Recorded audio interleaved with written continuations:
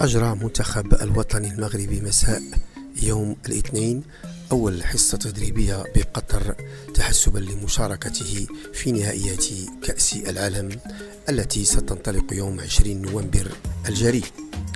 وشارك في هذه الحصة التدريبية التي أقيمت بملعب عبد الله بن خليفة بالعاصمة القطرية الدوحة غالبية اللاعبين المنادى عليهم في انتظار التحاق باقي العناصر بحكم التزامهم في فرقهم.